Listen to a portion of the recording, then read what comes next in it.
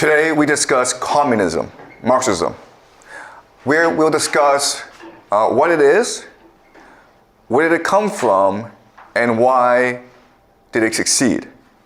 Now, the 20th century had the Cold War, and so that was an ideological struggle between capitalism and communism.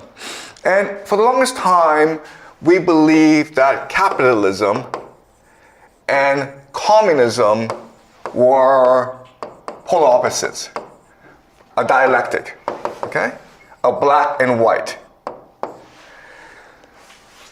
But if that is the case, then how do we explain China?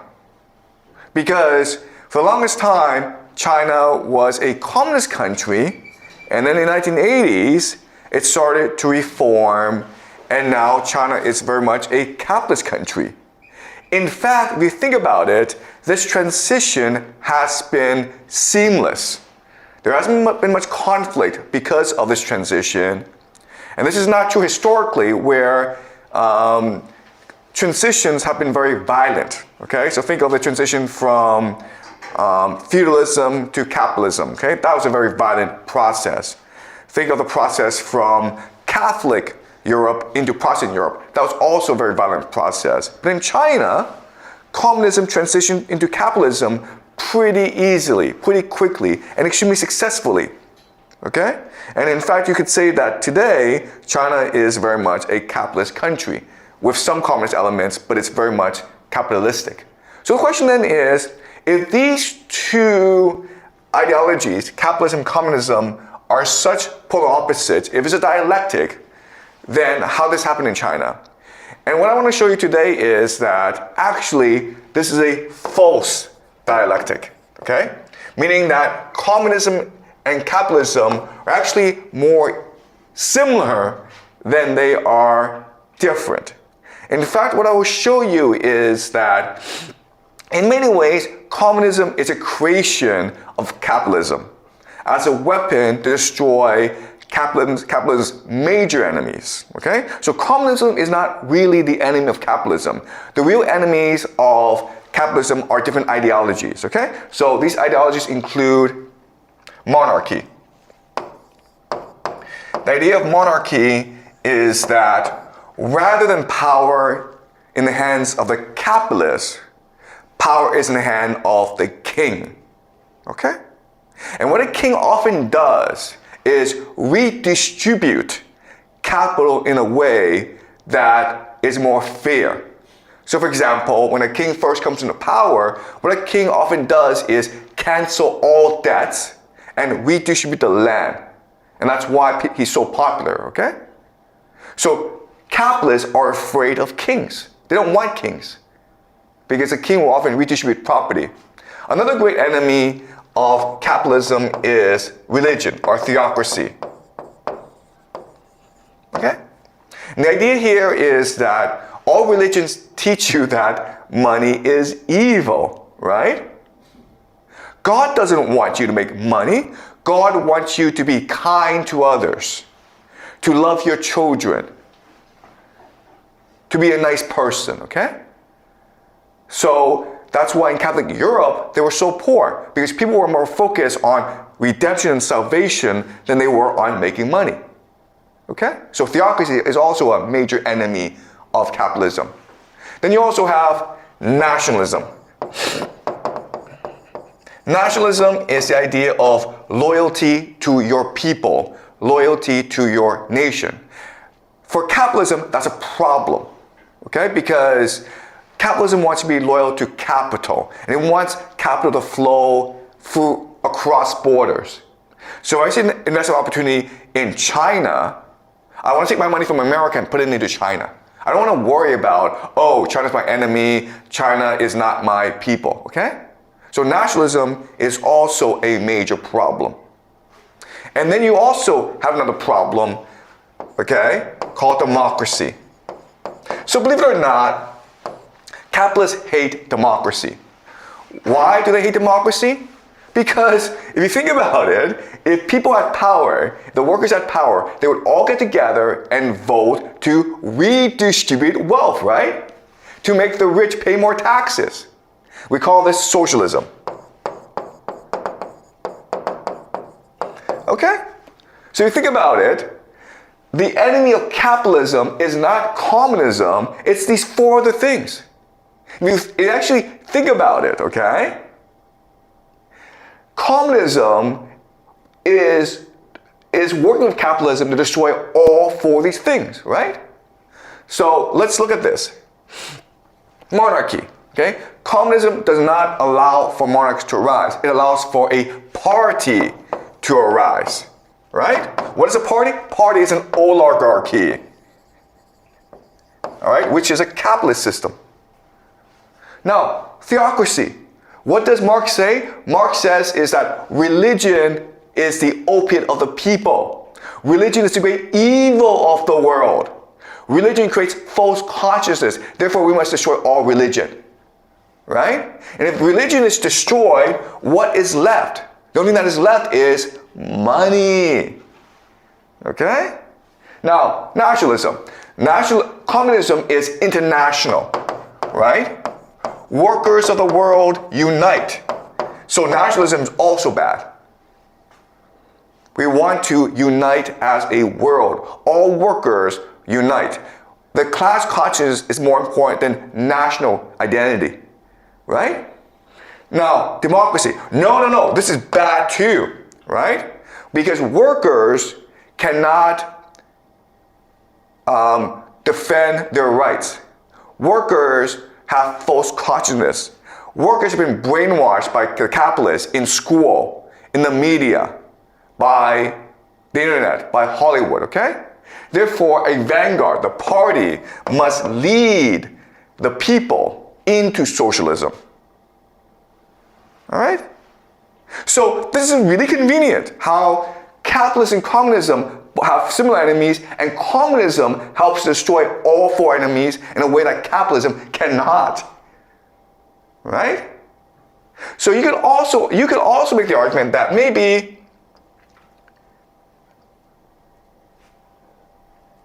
communism was a weapon or a virus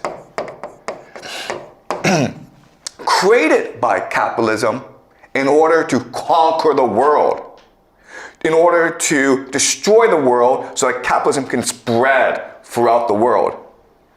And China is an example of this, right? Think about the Cultural Revolution that destroyed religion, that destroyed tradition, that destroyed cultural identity. And what happened after the Cultural Revolution? China became capitalist, and it became hyper-capitalistic. China had the fastest economic growth rate in the world. How did that happen? Okay? So I'm not saying this is true, I'm saying like, this is something for us to think about. All right? All right. So let us now think about this. And again, this is all just speculation on my part, okay? I don't really know. I'm saying like, why is this happening? Why is this the correlation, right? All right, so an example is Karl Marx. And Karl Marx, of course, is the founder of communism. And the history of Karl Marx is like really, really strange. So, for example, he is a German citizen, but he spent all his time in Britain. He was exiled from Germany because he advocated for a world revolution. So he went to Britain. But Britain is also a capitalistic country. So why is it that he's allowed to do whatever he wants in Britain? He wrote most of his works in the British Library, in the British Museum. So why did the British authorities allow him to do that? Okay, that's a question for us, right? Britain is the most capitalist country in the world at this time, in the 19th century. And Britain basically allowed Marx to live there and do whatever he wants. Okay, that's strange. Number two is Karl Marx. Where did he get his money from, okay? So Karl Marx, actually his wife is a German aristocrat. So she's used to luxury. But Karl Marx never made any money in his life, right? If he writes these works, the Communist Manifesto, that's Capital, no one's gonna read them. They don't sell, right? So he's not a wealthy person. But we know for a fact that he actually lived a very good life. Okay, he wasn't an aristocrat, he wasn't wealthy, but he was middle class. His kids went to private school, they had a nice house in Britain. So the question is, where did he get his money from? Well, what they say is he got his money from his partner, Frederick Engels. And where did Frederick Engels get his money from? Well, his father was a capitalist, an industrialist. So here's a question for you. Why would his father, who is a very wealthy person, give Engels a lot of money to give to Marx? And Marx is calling for a world revolution to destroy the capitalists. Why would they do that? Okay, that's kind of strange. And the third thing is that at this time, socialism was the most dominant ideology for many reasons. Okay, and the idea of socialism is that it will evolve naturally. Okay? But Marx says, no, we cannot allow it to evolve naturally. It will not evolve naturally. We need a revolution. Okay? We need a world revolution. All right? So that's a question for us. Why would he say this? Okay? So let's look at what socialism is, and then let's look at what communism is. Okay? Let's look at socialism. All right, the idea of socialism is pretty simple. All right, so before you had a feudal society, and then it became industrial. Because it becomes industrial, you have lots and lots of workers. Okay? And you have capitalists. The problem, though, is that capitalism exploits labor. It makes people very unhappy. Okay, so the workers want change. Then you have the industrialists, the capitalists. The problem is that capital consolidates, okay? So maybe you have 1,000 capitalists to start, but then maybe 10 will take over all the money, okay? All the means of production, the factories. Then maybe one, okay? Because that's how capitalism works. It consolidates.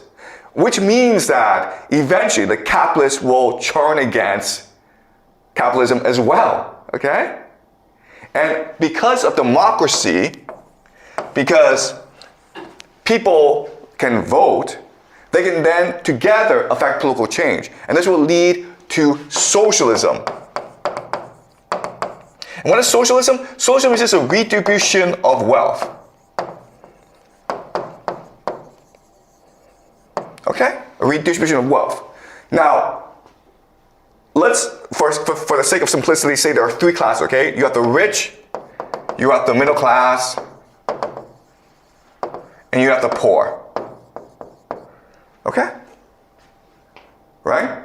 So all redistribution is doing is taking the money from the rich and giving it to the poor. You understand? But because of this, what happens is the middle class improves in status and power. Okay?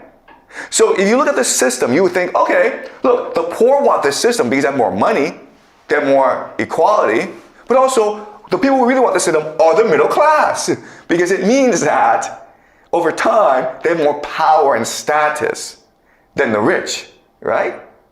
And this is a pretty powerful coalition. And that's why socialists believe that over time, this is just a natural evolution. And this is true for most of human history, right? So after World War II, Europe didn't become communist, it didn't become capitalist, it became socialist.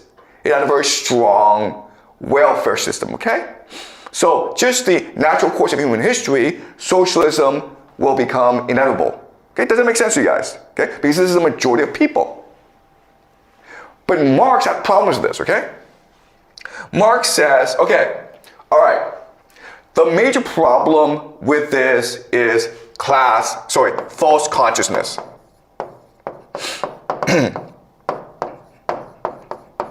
Okay?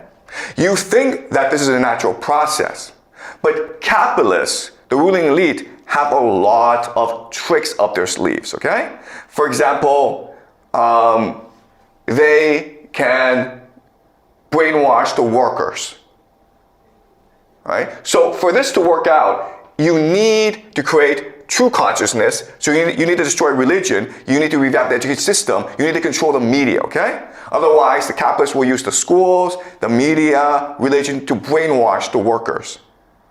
And also, these workers need to unite together across the world to have true power, okay? Why? Because the real struggle is one of class, okay? Consciousness. And for socialism to arise, we need to destroy class, okay? So the idea of the middle class obtaining power, that's bad. What we should have is just everyone the same, okay? Equality. Alright? And that's the idea of Marxism, to destroy all property, okay? That's the main difference between socialism and communism. Socialism is the redistribution of property. Communism is the destruction of property. But if you do it this way, what happens is that the middle class now lose status, right? And so it's both the rich and middle class that suffer under communism, and therefore they will probably unite together against the poor. You understand? So it sounds similar, socialism and communism, but it's night and day.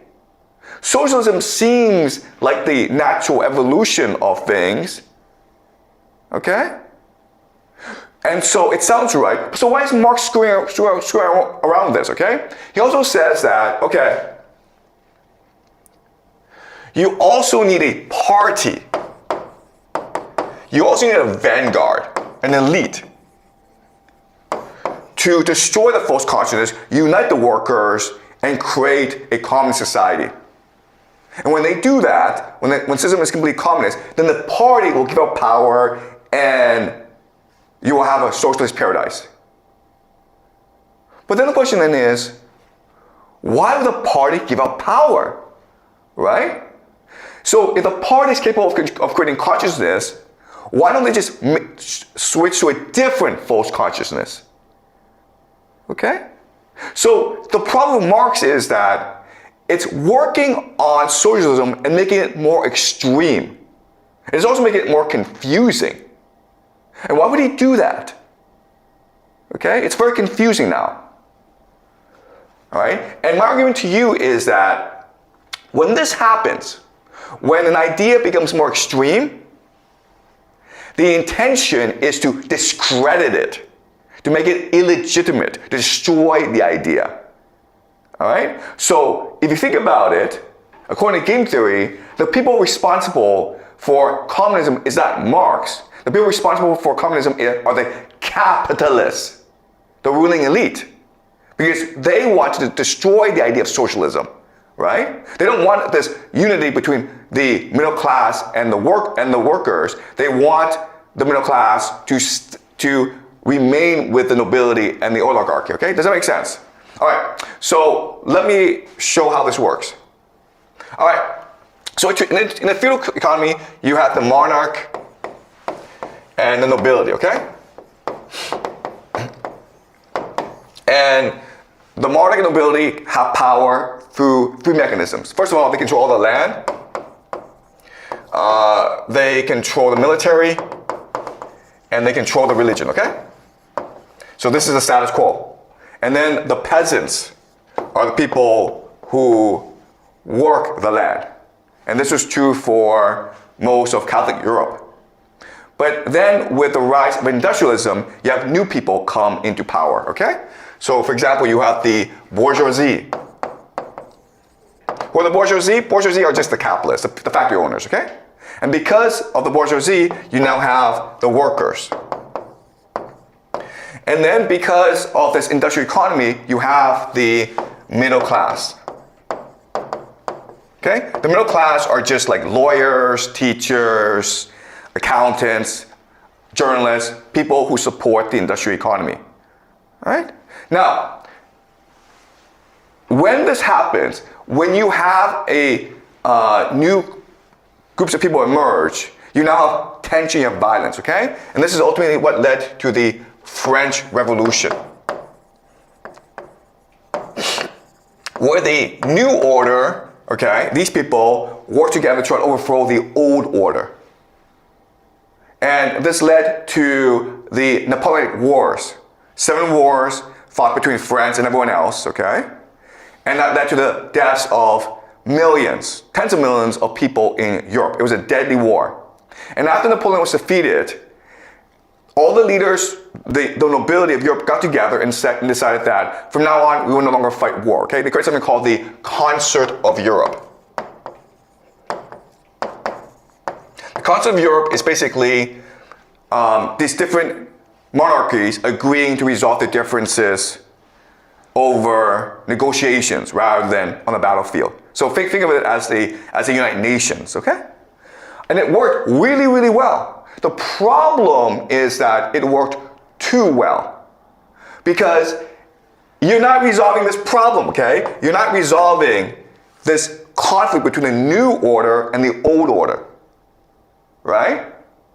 These people want to maintain the status quo.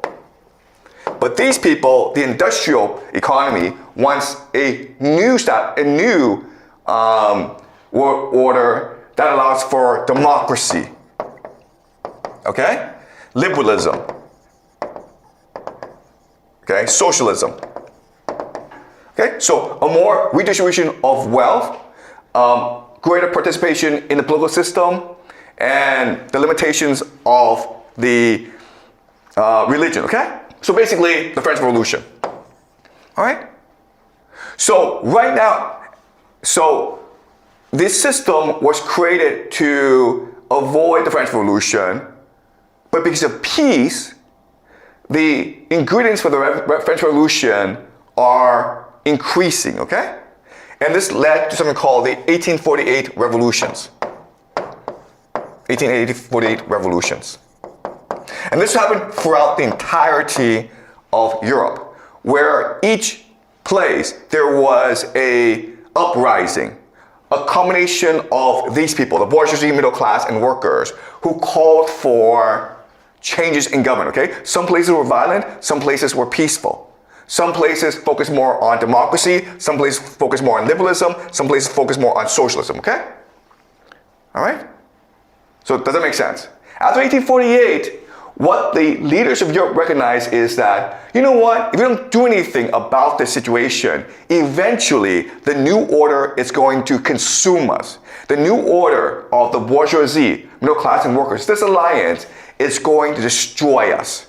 So what can we do about it? Their solution is we have to divide them, okay? We have to divide them. So before, the conflicts were about power, status, religion, okay? So the first idea is, let's create the idea that the real conflict is class, okay? So the real enemy is not between nobility and the bourgeoisie, okay? The real enemy is between the bourgeoisie and the workers, okay? This is the real conflict, right? Second is that we have to discredit these people and make this movement seem extreme, fanatical, zealous, okay? And you do that by saying, okay, no property. What we want is not a more fair society. What we want is a completely equal society where no one has any money, no one has any rights, no one has any freedom. Communism, okay? And the third way you delegitimize it is say that this is an international conspiracy. Okay, guys? Jews. These communists are a secret society who want to take over the entire world. So it's not that, oh, these workers just want more rights. No, no, no. These workers are tools in an actual conspiracy to conquer the entire world. They are funded by Jews, by capitalists, by the British. Who cares, okay? But they're not Germans. They're not French. They're not us. Do you understand? So if you think about it, communism was a psyop. Okay? A tool used by the elite, by the nobility, to make the movement of democracy, socialism, and liberalism illegitimate. Okay, this is his propaganda. Okay? Does that make sense, guys? All right, so let's look at the evidence for this. All right, so this is the 1848 revolutions. So what happened was that because of peace, you have overpopulation, you have economic growth. Okay? That led to inequality, that led to corruption, that led to conflict between the bourgeoisie, the new rising powers, and the nobility, the status quo powers, okay? And that's why you have these revolutions throughout Europe, okay? So look at France, okay? This is France, you look at like all these places. This is happening all at the same time. Okay, everywhere. And again, different systems will respond differently. The only place in Europe that's basically spared these revolutions is England. And the reason why is that England has colonies where if you're not happy, you can go somewhere else, like Canada or the United States or Australia, New Zealand, okay? But you can leave. But everyone else is stuck where they are and they are fighting for more rights. And again, this puts the fear of God into the European nobility. Okay, for the longest time, they got along, they maintained peace, but now the bourgeoisie, the industrialists, the capitalists want to overthrow the regime. Okay, so what they do now is they sponsor the creation of communism to divide the capitalists, the middle class, and the workers against each other. Okay, to create the idea of class conflict. All right? Okay, so Karl Marx and Friedrich Engels, all right, they write something called the Communist Manifesto. And this comes after the 1848 revolutions. Because after the 1848 revolution, they are absolutely convinced that Europe is ready for a global revolution, okay? And this is their agenda. And this is also a secret document because at this time, the communists are a secret society all around Europe. Okay, and I would argue that this was probably being funded by the nobility. Okay? Okay, so it calls for all abolition of property. All right? No more property. That's pretty extreme. So, because again, remember, the middle class wants to support socialism, but it cannot support communism. Socialism is just a redistribution of wealth. Communism is the abolition of wealth. Two different things. All right? All abolition of inheritance. Okay, again, you're middle class. You're like, I worked really hard to make this money. I want to give it to my children. Now I can't anymore, okay? This is pretty awful. All right, centralization of credit in the hands of the state, okay? By means of a national bank. Okay, and you think, okay, this sounds pretty extreme. But you know what? They already do this in capitalism. It's called the Bank of England, right? All right. So there are already a lot of similarities between capitalism and communism. Remember, the Bank of England is where all wealth around the world is stored, right? So a centralized bank in communist system, it's the same thing, right? Centralization of the means of communication, right? A party. Well, this is just the capitalist class, an oligarchy. Like, does it really matter if it's an oligarchy or a party? It's the same thing, really, right?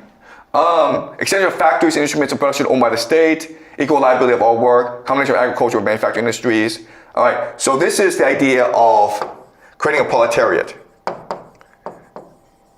all right, or manufacturing. And this is what capitalism want, guys, okay? So at this time, most of the world is agricultural, feudal, and this calls for the creation of a manufacturing industrial economy. This is what capitalists want, right? Because that way they can better exploit people. Free education for all children. And you're like, oh, well, that's great, man. Free schooling. No, it's not. Because now you can brainwash them, right? This is brainwashing. So, you're like, okay, well, this agenda is communist. Well, if I'm a capitalist, I'm okay with this agenda, right? I'm happy with this agenda. What's wrong with this agenda? Right? All right.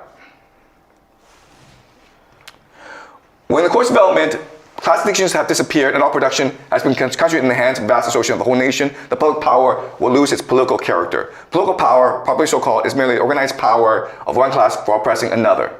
The proletariat during its contest with the bourgeoisie is compelled by the force of circumstances to organize itself as class. If by means of a revolution it makes itself the ruling class, and as that sweeps away by force the old conditions of production, then it will, along with these conditions, have swept away the conditions for the existence of the class antagonism of classes generally, and will thereby have abolished its own supremacy as a class. Okay, all right, so this sounds very complicated, but it's not, okay? First of all, it establishes the proletariat and the bourgeoisie are the real enemies, not between the capitalists and the monarchy, between capitalism and religion. The real conflict is class, between the bourgeoisie and the proletariat, okay? And for the proletariat to win, they need a party, okay? They need a vanguard party. But hey, once this vanguard party establishes itself and destroys class, it will go away. Okay, do you understand? It will give up power voluntarily. It will choose to not exist anymore. This has never happened in history before, but trust us on this one, okay? This time will be different. All right. All right. Okay. So, this is interesting.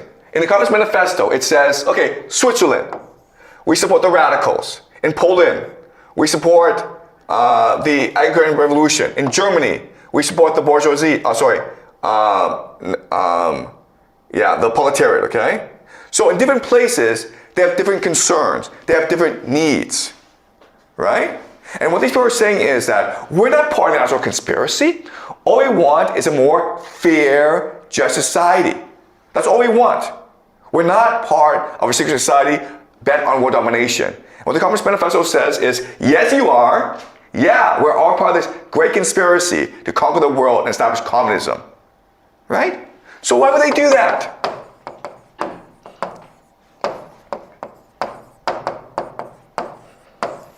Why would they do that? That's really strange, guys. Right?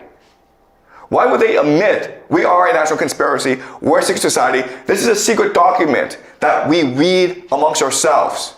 But it's also possible for you to steal and show that, yes, there is this secret society, a national conspiracy of Jews who are trying to destroy the world. Okay? Really interesting. Okay, so now I want to talk about 1917. What happens in 1917 is this. World War I is breaking out, okay? And the Russians are losing the war. The Tsar, Nicholas II, he abdicates. And now you have a democratic government in Russia. But then the Bolsheviks are an extreme communist faction, okay? They launched the October Revolution. So basically they seize power for themselves. And then they have an election. As you can see from this election, the Bolsheviks, even though they have seized power, they're not as popular, okay, as the socialists. Okay, the socialists are going to argue for more gradual change. The Bolsheviks want radical change. So you can see 17 million people voted for the socialists, only 10 million people voted for the Bolsheviks, even though the Bolsheviks controlled the government, okay? And also, look at this. At the end of the day, they only got 23% of the popular vote, okay? So they are not a popular faction. They're a minority, okay? And so this launches the Civil War, okay? And as you can see at this time in history, yes, the communists have control over the major cities of Russia, but they don't really control most of Russia. In fact, they have lots and lots of enemies. They have the whites to deal with. The whites is basically the nobility, okay? And they have also Allied armies who come in. They have the Greens, who are the peasants. Okay? They have lots and lots of enemies. And at this time in history, you cannot possibly expect that the Bolsheviks would win this battle. Okay? But they do. All right, here's something interesting. This is the Romanovs, okay? The Romanovs.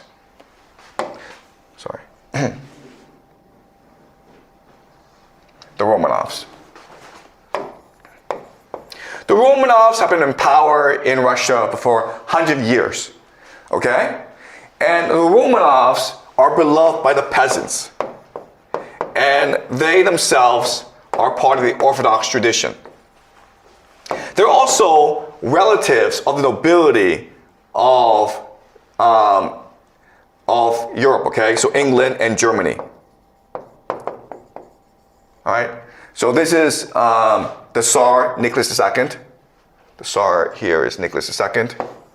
Okay? And these are all his relatives. This is the Romanov dynasty. Now, when the revolution broke out, you would think that they would just run away to Europe, right, where their relatives are. They didn't do that. They just stuck around.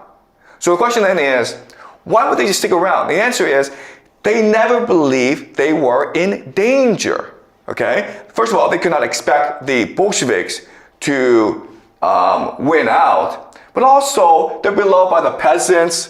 They're part of the Orthodox Church tradition, and they have relatives who are the most powerful people in Europe, including in England, including in Germany, right? The Kaiser.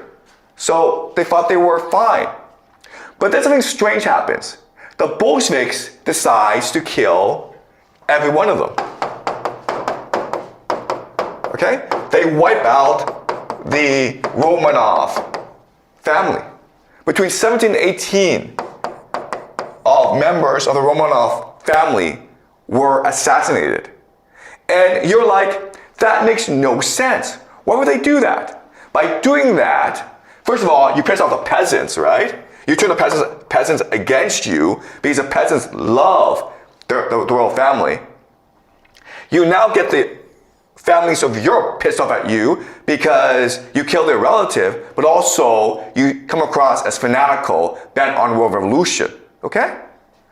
And then you piss off the Orthodox as well. So these communists are fanatics.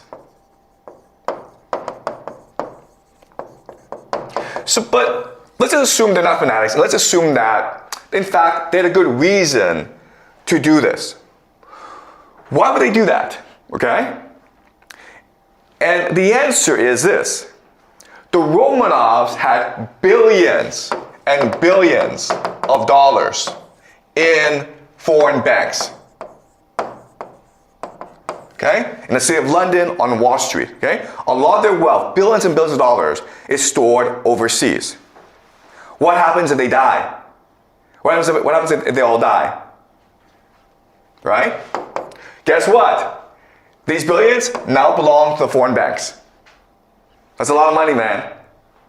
And in fact, this is exactly what happened where they all died and the foreign banks just took control over this money. And this is one of the great controversies of the 20th century. Okay? The government of Russia has been trying for a long time to get this money back. And the foreign bank's like, well, you don't own this money. It's the Romanovs who own this money. Okay? So this is evidence that the communists and the capitalists actually are friends. They're working together. Okay? Does that make sense, guys? All right. Let's continue. All right, another thing is that, again, the Bolsheviks are not that popular. Okay? The peasants are pissed off at them because they just killed a noble family. There aren't that many workers. So how can they fight this war? Well, they fight this war using mercenaries, okay? From Latvia, from China, from the Hungarians, okay? So and there's about over 200,000 of these mercenaries. And you're like, wait a minute here. How did these guys get paid? The Bolsheviks don't have any money. How were they getting paid? Right? And the answer is, well, Wall Street, guys. Wall Street and the city of London gave the Bolsheviks money to pay these mercenaries. It was Wall Street who paid for these mercenaries. And you're like, why would they do that? And the answer is because the Bolsheviks, to pay Wall Street back, created the Red Terror. Okay? The Red Terror is when the Bolsheviks basically went to all the rich people in Russia, the nobility, and says, you either give me all your money or I will rip your daughter. I will kill your wife. I will kill you. Right? And guess what? By doing that, they made a lot of money. And that money went to pay Wall Street for the foreign mercenaries. Again, capitalists and communists work well together. Okay? Then you have the Allies. Right? So Britain, America, France, Japan sent these huge armies to Russia. And everyone thought, okay, it should destroy communism because these are capitalists. They're afraid of the communists. But in fact, that's not what happened, okay? They went to collect debt. Okay, so Russia owed these countries money. The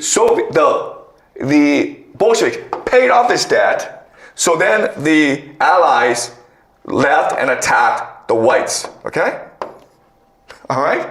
So the Allies helped the Bolsheviks, and Wall Street gave money to the Bolsheviks for mercenaries. And that's how the Bolsheviks won the war. Does that make sense? All right? So capitalists and communists work well together because they have a similar worldview.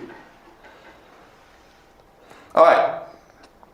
So this is a passage from a book called Wall Street and the Russian Revolution by Richard Spence, okay? And Richard Spence is a historian, and he had lots of documentation where Wall Street is actually financing the Bolsheviks. And he explains why this has happened. He says that Wall Street wants to destroy the Russian economy, okay? Destroy the Russian economy because Russia is a threat, okay? And then it wants to steal the riches and the resources from the Russians, okay? That's the purpose of financing the Bolsheviks. To destroy the Russian economy and to steal the wealth of Russia. All right? From 1918 until 1921, the Bolsheviks reduced Russia to an economy based on barter and robbery. Okay? So the Bolsheviks basically stole everything from the rich, the middle class, and the poor to finance their war. Besides the abolition of private trade and the destruction of the monetary system, the Red regime embarked on a massive looting campaign, ransacking palaces, bank vaults, churches, and museums. Okay, we call this asset stripping. So basically, the Bolsheviks destroyed their own society in order to get the money to finance this war, in order to pay off Wall Street, okay? They expropriated every valuable they could get their hands on and stashed it all in a new state treasury. By the close of 1921, an estimated $450 million in valuables had been sequestered there, with more to come. Much of it is destined to be fenced abroad for a fraction of its value in capitalist hard currency, okay? So basically, the Bolsheviks stole everything in order to finance the war, okay? And in the process, by destroying their tradition, by destroying their wealth, by destroying their religion, by destroying their nobility, it made the Soviet Union now much more amenable to capitalism. And that's what happened when the Soviet Union fell, it became capitalist, okay? So this shows us is that capitalism and communism are not enemies. They're partners in world conquest. And that's what the 20th century is about. All right? Any questions?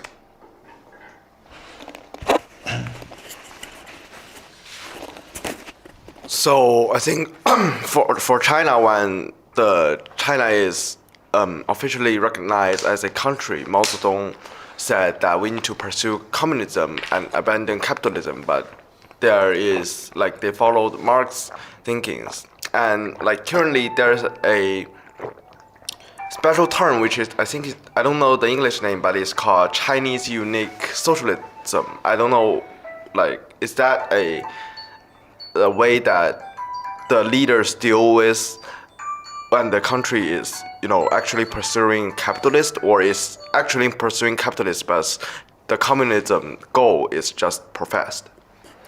Okay, so China is an interesting example because when Marx was examining the world, the two places he didn't really consider are Russia and China, okay? So Marx. Okay, Russia and China.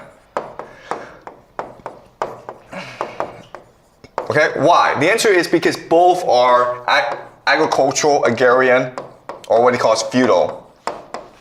So from his perspective, Russia and China have not reached a state of development which is ripe for world revolution, okay? For him, the focus is on Germany.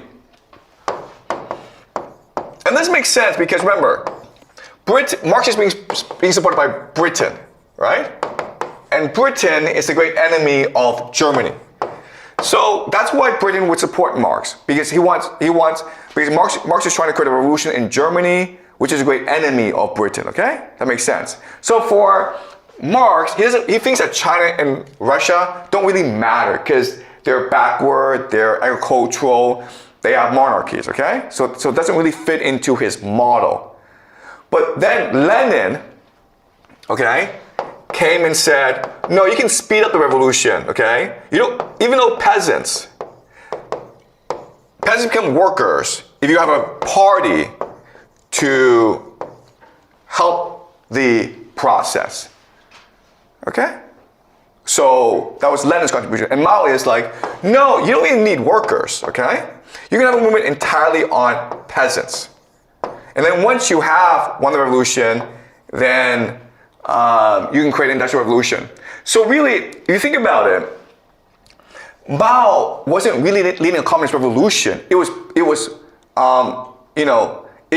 had the facade of communism, but it was really a peasant uprising.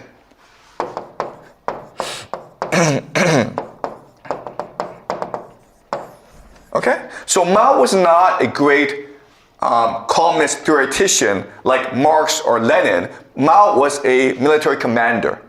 Okay, so he was no different from other peasant leaders in the past.